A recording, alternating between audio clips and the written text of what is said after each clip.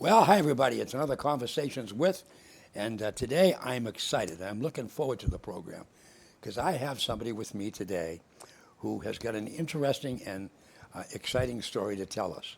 And so I would like to welcome Kate Corriveau. Hello. And Kate, it is great to have you. And my mother was named Catherine.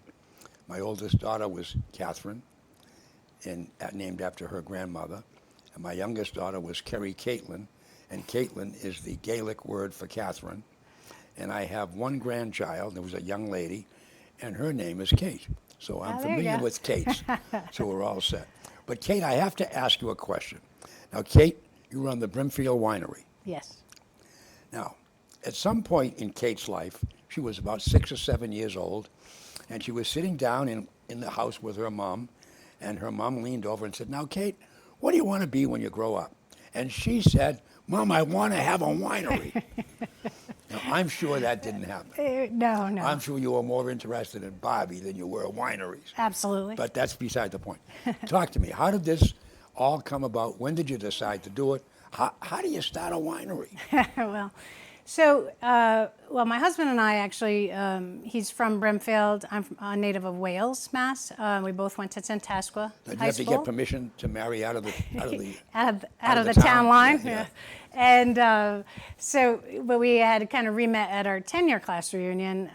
He was in the Marine Corps. Yeah. And anyway, our journey led around the country with the Marine Corps.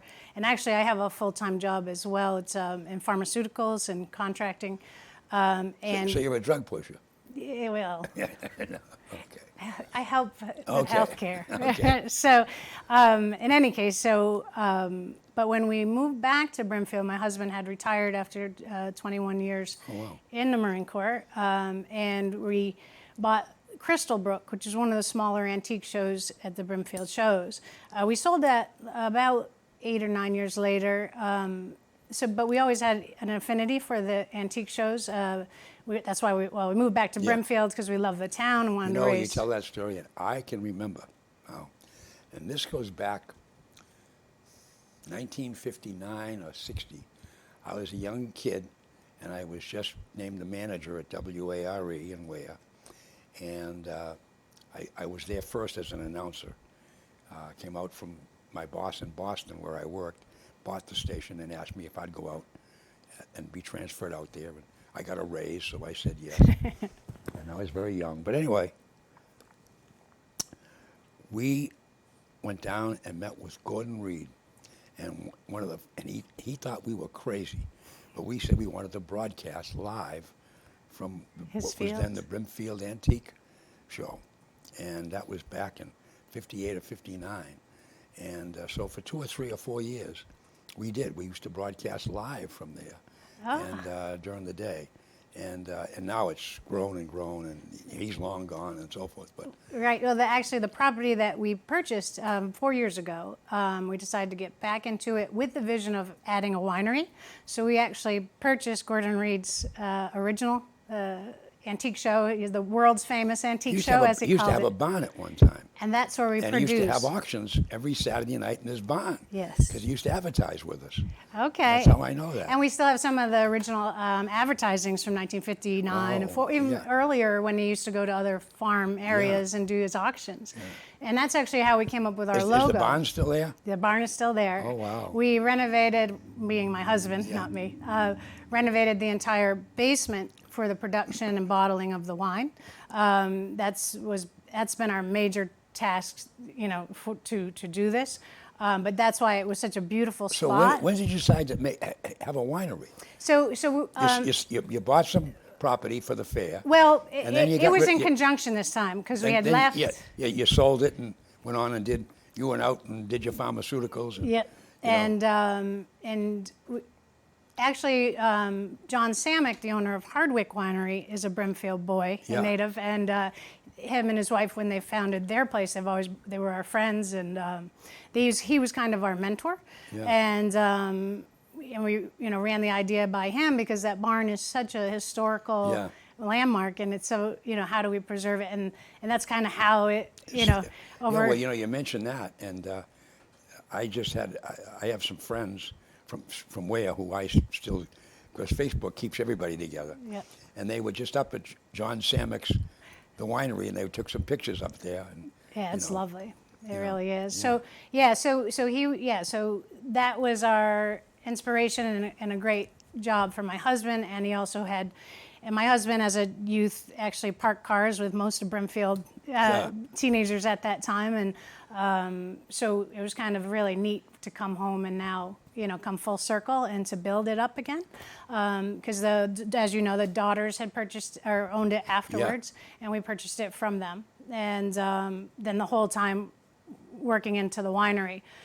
And it was like not until 3 years ago where we finally, shipped. We actually source our grapes from Suisun Valley, California. So we have some grapes growing. It takes 3 to 4 years before you can get anything from them anyway. And we have plenty of acres to grow more, but we thought we'd start off with, some really, really nice wines. And we source from a family vineyard out in Suisun Valley. It's about an hour and a half southwest of Napa, known for their Petit Syrah grapes in particular. And then now it's into the third year, so they've just been consistently get an Italian to plant some grapes for you. Yes. So, but while he's renovating the barn, our end goal would probably be to get in the barn and let people do tastings inside, because the barn was built in the late 1820s, Let me tell you, 1830s. there is nothing like an old barn. I agree. If you can get in there and make it work. Yeah, down in the basement, they actually have the original trees. Like they just cut down the trees and put them up. And they even had the original bark. So it's over 200 years old. Oh, wow. And I remember going in when he was cleaning it up and he had debarked it. And, and I'm like, you don't wreck anything. And he's like, well, because we have, a food product in there. So we don't know what kind of creatures might wake up someday. So anyway, so we made it very sterile. That was one of those first tests, but it's still gorgeous. It's still on original beams. So that's where the winery is. Yes. And but we're an outdoor. That property has, and when I speak of the winery, I'm putting two businesses together because we use the auction acres. We went back to Gordon Reed's original name, which was Brimfield Auction Acres. Our logo is based on his tags that are on the bottom of his auction chairs. And so we do a lot of our events on the Auction Acres field, and the winery is adjacent. You walk around the barn, and it's over on that end. Especially with what's going on in our country. If you've got outside venue, you can keep alive. Yes. Well, yes. And the Board of Health has been very helpful. We needed a food permit, or else even being outdoors, we would be phase 4. But because we have a food permit, we have a very nice, it's a charcuterie tray, or we have a food truck. So we're allowed to open. And That's good. Yeah. So now you got a winery. Okay. Yep. Now you got to decide what kind of wine you want. Right. Because I got to tell you that I am absolutely amazed. And see, I've been around a long time. And I can remember when what we had in the United States of America was Pabst Blue Ribbon, Budweiser, and that was about, maybe Miller was just coming along. We had maybe 4 beers back in the 50s, and Pabst Blue Ribbon was number 1. Oh, really? They used to sponsor the Friday night fights on television in 1954. That's funny. And their thing was, what do you have? Pabst Blue Ribbon. No, and we Schlitz. Then Schlitz came along. So we maybe had 5 beers. Now, we must have hundreds and hundreds of these craft beer guys that have opened up and brew their own beers and so forth. And I mean, I remember when Sam Adams first came out, and everybody laughed at him, thought he'd never make it. Right. And look at them now. I was at an event with him one time, and it was hysterical. He was telling me a story. He said, if you knew the number of times that Augie Bush, this is before Bush sold it, if you knew the number of times Augie Bush calls me and wants to buy Sam Adams, and he tried to croak me when I first opened. So I laugh, and I keep telling him, and it says, you have to understand, the Bushes have so much money, But I say to him, Augie, you don't have enough money. And he says, right, some crazy. How much do you want? How much? I got money. And he says, no, he says, it's just, to me, it's pride now. Because they tried desperately to croak me when I first started. Right. And they'd go to the distributors and say, don't take him. If you take him, we're going to pull our product. And they were the #1 beer. So they could go to a Right. distributor And they'd be like, and put the gun to his head. But he used to tell me those stories, and we used to laugh. So getting back to my question, how do you decide how many different wines do you have? We ought to start so there. we started off with 5. We picked those 5 kind of based on trying to please everyone's palate's very different. Just because you don't like it doesn't mean it's bad wine. No. Unless it is. But so we started with a very dry. My favorite is Sauvignon Blanc. So we started with I might as well start with one I want to drink. Yeah. But it actually turns out we have a winemaker. You don't want me to make you a boxed cake. So she's very talented, and now we have a Sauvignon Blanc. We have a Petit Syrah because of those grapes from that region are amazing. Those are kind of our keystone, our proudest ones. But the other ones then ended up being extremely popular. We have a Muscat Canale, which is a lot more sweet, but it's a semi-sweet and a very fruity beginning, but then it's light, so it's really nice for those people who like it a little more on the sweeter spectrum. And the same with we have one that's called Brimfield Rush, and it's actually a semi-sweet red, a Barbera. So we just try to kind of not please everyone, but everyone's palate could like some of it. Yeah. We're actually a cidery and brewery as well. So this has been an evolving thing. So we found someone to, a cider maker, and then now we are looking to contract with one of the local breweries. We want to support local. We don't actually want to manufacture beer on our property. No. We have enough to do. But in any case, so that we'll have all 3, so it pleases everyone, and but Yeah, cider can be big. I look forward every fall to get. But I'm funny. If I go into a store and they got Washington cider from Washington, I go to the manager. Whoa! Call Tuttle and Warren. Get some local guy. We want Massachusetts apple cider. Yeah, and actually our cider is all manufactured from Massachusetts apples. It's I'd have to remember exactly on my website. I list the apples that are used, but so they are all locally sourced, which is in Massachusetts. Because the other thing that can happen too is sometimes you can overproduce. You can get to a point where you have so many products. Too many. Yeah, and now no one knows what to drink. Number 1, number 2, then you got something you're making and it's not going very well. Now what do you do? Right. So to keep it sane, you got to be careful, and I'm sure you're aware of that. Right. Because we don't want to try to please too many people. Right. But a lot of times these wine drinkers, either their spouse or whatever, be like, "Oh, it's a winery, I don't want to go." Yeah. So that's why we were gonna, we do offer beer now, and people will know that it's there as an offering. Yeah. Just it's really to make sure that the wine. A very, very dear friend drinkers. of mine. Well, his parents were my buddies, and I saw him in the hospital when he was about a day old. His name is Dean Rowan. And Dean Rowan is one of the 3 principals of Tree House Brewing. Oh, okay. And they started in Munson, but they're 3 Ware kids. They Yes. grew up in Ware. And so Dean, they've got a success story that is unbelievable. Yeah, they're. I mean, I didn't meet them personally, but I did know them when they were residents of Brimfield. I mean, I met them briefly. Yeah. They wouldn't remember me, but no. They're so successful. Very. They're actually expanding, I think, as well. Oh, so they're putting on huge additions. I mean, I happen to be an assessor in Charlton, so we're thrilled. Oh, yes. Keep expanding. Yeah, good. No, that's awesome. But no, it's they've done well. Yeah. And they do one thing and they do it great. Right. Right. Exactly. And so this is exciting though. It's going to be fun for you. It is. It's a lot of work. I have 3 daughters. We have 3 daughters, and they actually do work with us in the winery. And they, we started off with 2,000 gallons. Now we're about up to 5,000 gallons. So we spend a lot of family time doing the labels and the filling. I'm so thrilled to hear you say that. And I say this, and I'll tell you why. Because I've seen in my life many, many businesses that Grandpa started, and then the 2 sons come along, and then it continues, and then you get to a certain level, and the grandkids who are now in their 20s, they don't want to play. You know, they don't want to bother with it. You know, they just grew up spoiled and privileged.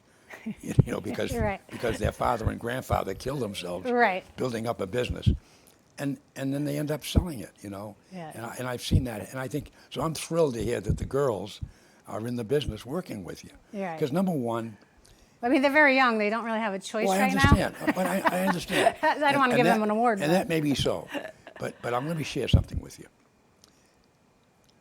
That is absolutely fabulous for those young ladies. Do you know the lessons that they're going to learn Right. Yeah. working there? They're going to learn organization. They're going to learn how to run a business. They're going to learn how to function. They're going to learn how to deal with people. Which is the biggest one. Biggest one. Okay? Right. And so, as young ladies, you couldn't buy that education for them. True. There's not enough money, and so that's so great for them,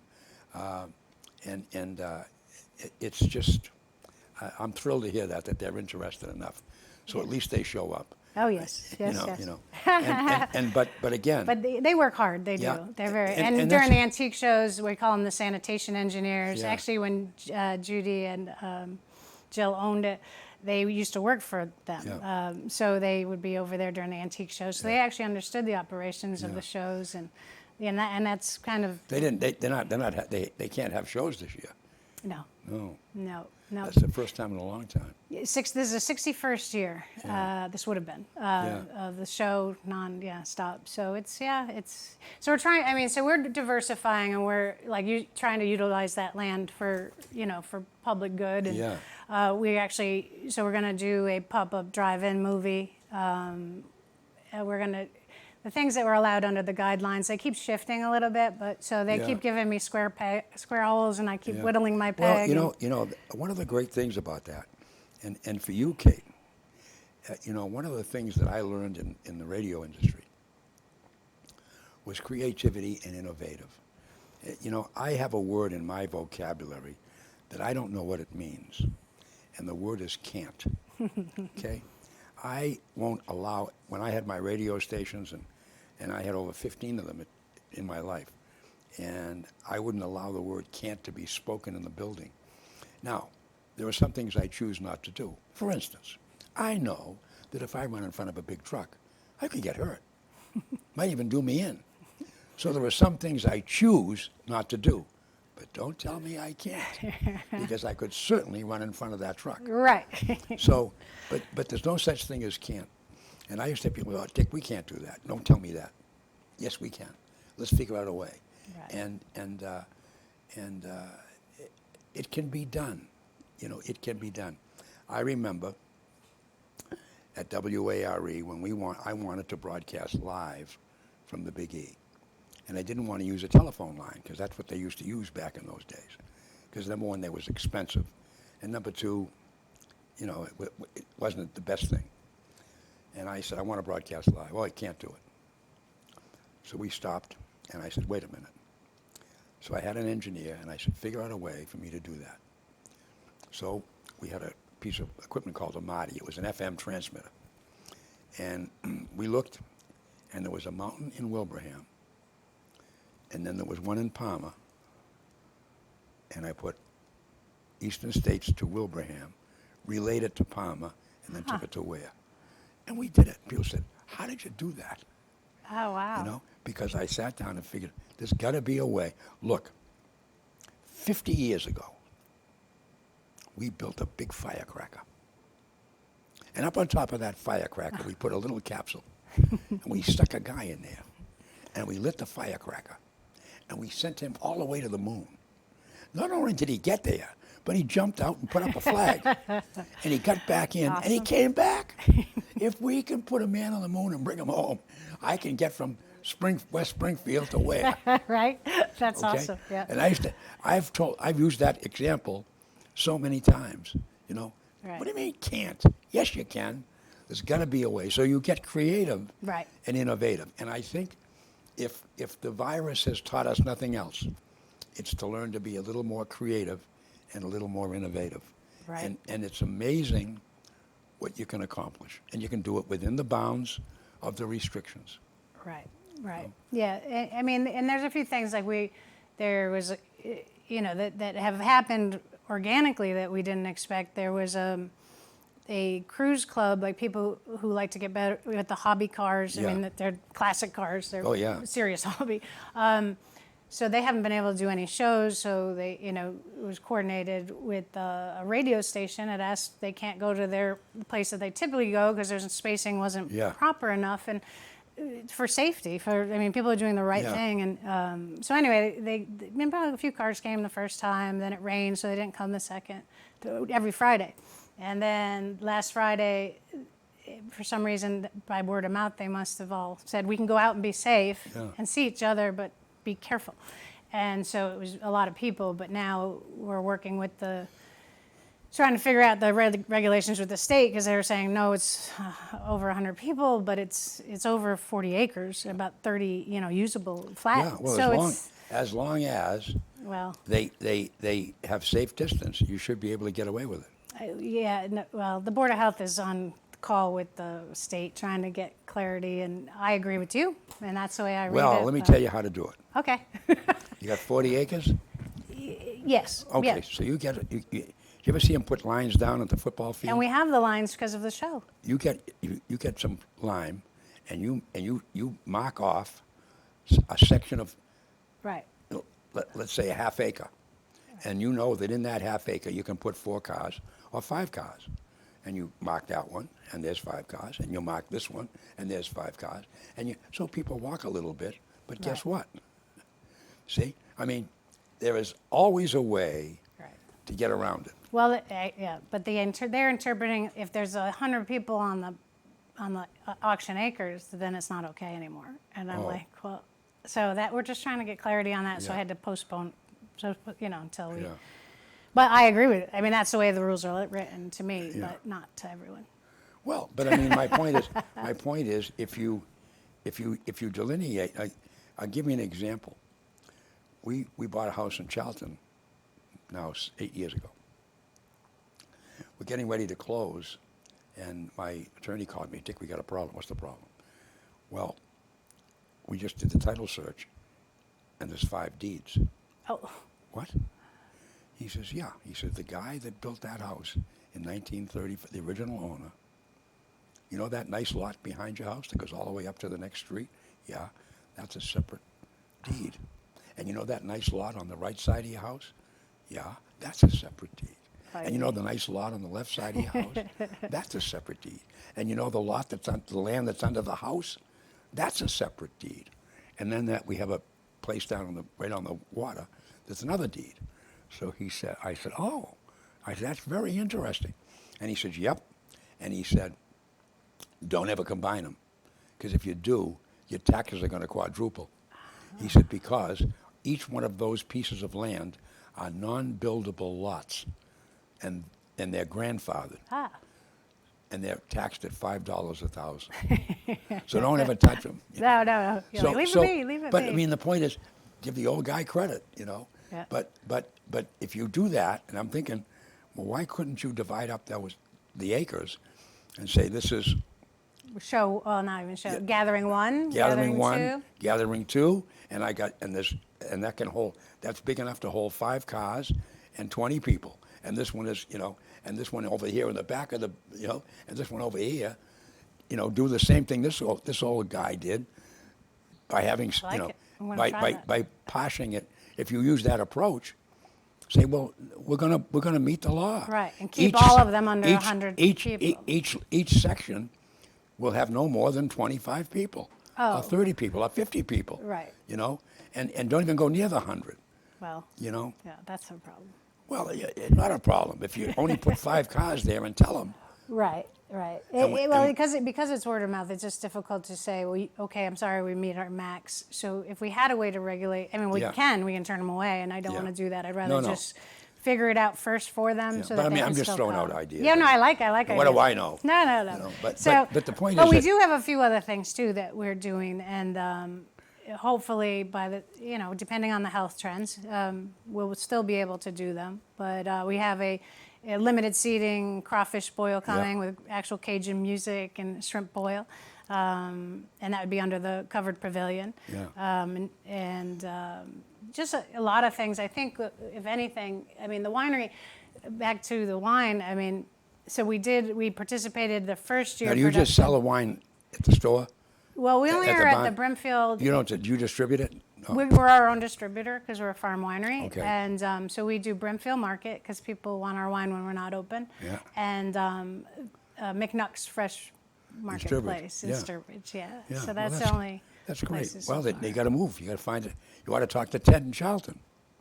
And we keep meaning to talk to Ted in Charlton. Yeah, he's a great guy. And my husband and our helper, Crystal, who's our right-hand person, they've spoken to him. It's just with this, right now, Yeah. we got to get back there. Yeah. So you're But- giving me but- a to-do list right now. Yeah, I see, got there you go. 3 Write that things down. already. Yeah. But anyway, so now, are you open every day? So we're only open on Friday, 4 to 8. Yeah. Saturday and Sunday, 12 to 6. Yeah. And then we do private corporation wanted to do a meeting in a safe space, so we're going to start promoting corporate rental space under the pavilion. So they Yeah, can I was going to safely say meet. you can do private events. Yes. For organizations and clubs and meetings and Right. and so forth. Yes, I we're was trying. we were talking to someone the other day, and it was a group of us, and somebody mentioned something about, will we ever get back to normal? And I looked at him. I said, can I be honest with you? I don't think we'll ever return to what we used to do in this country. I said, I can't see, even when this is over, and it's not over. It doesn't look like it's over, and it's not getting over anytime soon.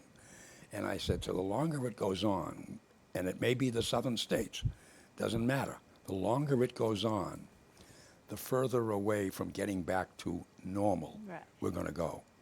And I said, and I have to be honest, I said, when you think about it, wearing a mask, put the mask on and shut up. you know what I mean? Right. I mean, if that's going to save you, do it. Or save you someone know, else. You Right. know, and so, but I don't know that we're ever going to be back to normal because this has affected so many people. Right. And but what it will do, and you've already done it, we just touched on it, getting creative and innovative to figuring out ways What can to do things so that it works. Right. And when you do that, you're going to attract people. And I think also part of our mission in being a show promoter in Brimfield, there's always the people who are big fans and move to Brimfield because of it, and those yeah. who moved to Brimfield and weren't aware, which I don't Yeah. know why they didn't do due diligence. But in any case, so it is really giving back, and I'm mostly proud because when we were going for a couple licenses or whatever, I hadn't really been keeping tally on what we've done for the community. And in the first 2 years of opening, we actually raised, not for ourselves, but for other charitable organizations, over $70,000. And that's and they're Well, like the stop- Brimfield Fire Department. Just stop and think about that. Right. Just think about that, and say, hey, you know what? We did good. Right. You And know, that, we did very good. see, I got a little chills because Well, that you feels should get yeah, chilly yeah. because to your credit, you didn't keep it all for yourself. Well, You see what I'm saying? or You- the bank. You But- want yes. Who owns it? Yeah, never mind the bank. Yeah. But that's all right. But- I but- always get a kick out of that question. Do you own your own house? Well, not really. So, but anyway, but Yeah. yes, and it was like, and it's for local as well as a little broader. Like it was, the classic car show, Yeah. the real show. That hopefully we'll have in October. Who knows? Yeah. That now it's going the funds raised to go to the Brimfield Fire Department. They Yeah. used to go when they were on someone else's Mr. Moriarty's field. They used to go to like the senior center. So we're going to Yeah. rotate that. There was the Doug Flutie Autism Foundation coupled with the Gear Jammers, and they had Yeah. about 500 big rigs on our property last year to do a show. They had to go to New Hampshire this year because of Yeah. the regulations, but hopefully they'll be back next year. The Hitchcock Academy has, Yeah. I'm glad you said, the Hitchcock Academy is having a Sip and Stars, and this will Yeah. be, I think, their 4th year. And the families can come, and now they've gotten innovative, like you're Yeah. discussing, and they can look at the astronomers' telescope through a phone app. So they'll still learn, it'll still be educational, but they'll still be, doing safety precautions. And that's, I wanted to say what date that was too. That is October 12th and 13th. Great. And then a Packham Land Trust. I was just talking about some local churches and Brimfield that's Rec. great. It really feels. That's great. So they can't say, "Oh, you're just Yeah. taking from." That's It's great. like, Now no. listen, we ran out of time. Oh, But okay. this was delightful. I want you. Will you come back again? I would love to. I'll bring you my. I can't believe I didn't bring the wine. Well, I I want to want you to show bring it to you. I want to bring it to show people. Yes. And we want people to get out and stop in and visit you. Yes, please. And get over to see you. So, Kate, thank you so much. It was delightful. I'm so glad you came. Thank you. And I want to do it again. Okay, I would love to. Yeah, Okay. Thank There you. you are, folks. That's another conversation with.